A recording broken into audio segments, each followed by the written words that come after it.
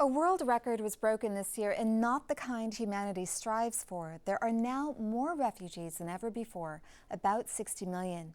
But few of the countries they're fleeing to are prepared, and some are rolling up the welcome mat.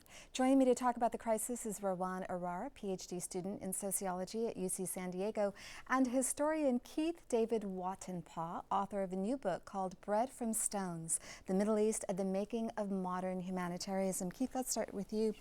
You write that the inhumanity of World War I in the Middle East basically spawned modern humanitarianism, but refugees are dying every day trying to get to safer land. How well prepared is the world to handle 60 million refugees? Well, the world has utterly failed those 60 million refugees. Even though we have a massive bureaucracy in the form of the UNHCR, most states have refugee policies. We just haven't been able to either address the causes of refugee suffering and displacement and violence effectively, nor have we been able to create systems to effectively protect people once they seek refuge and then resettle them in Western Europe or the United States or the Western Hemisphere when they need to find a final place to find asylum. It's about 18 years from when someone declares themselves a refugee until they're eventually resettled at the moment.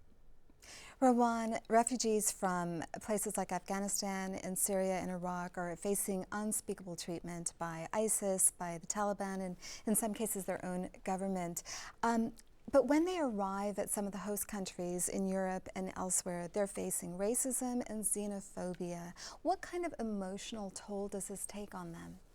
That's a great question, and I think what it gets to is the fact that trauma doesn't just happen at the moment of persecution. It doesn't just happen when you are in that country and you're trying to leave.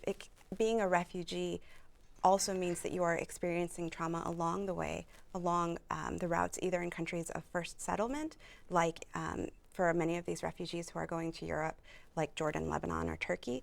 And for many people, Jordan, Lebanon, and Turkey is the final country that they'll stay in. And you're also getting to a point that host communities also face a lot of difficulty in taking in these refugees. And that gives us the opportunity to rethink as individuals what we can do and how we can respond to the refugee crisis, because it's not only states that affect the refugee experience, but also people. And very quickly, how can people, individuals, respond?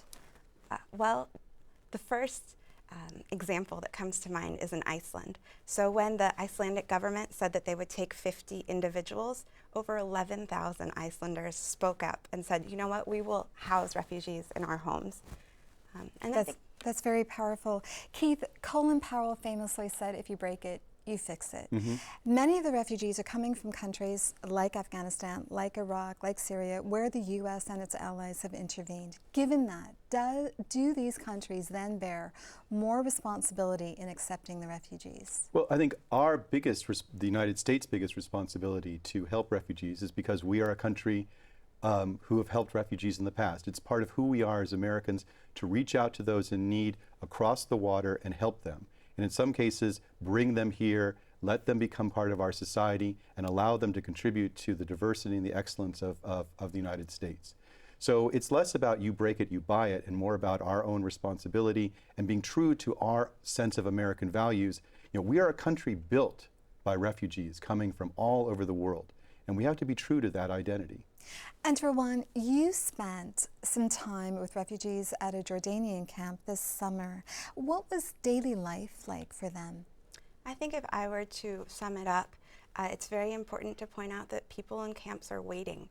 Waiting and temporariness very much characterizes many of the refugee experiences. And a lot of this comes from the fact that they can't seek higher education or a fulfilling career. People are waiting to get access to the basic resources that they need, and sometimes that's not even enough.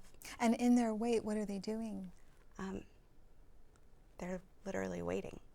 People are just there in camps. You know, people who live outside of camps may be seeking partial employment. Maybe they're trying to get access to more funding or more money through unauthorized work. But in those cases, those people are also trying not to get confined by the authorities. And Keith, very quickly, you also have spent time with Syrian refugee students. What does your research show? Well, they want to get back to school. They want to restart their lives. I mean, they are on the verge of becoming a lost generation, which will harm both the security of the Middle East, but also it will be our failure to help them will lead to problems in their societies going forward. And we have to close it there. Yeah, thank you. Keith, Rawan, thank you so much. Thank you. Thanks for having us.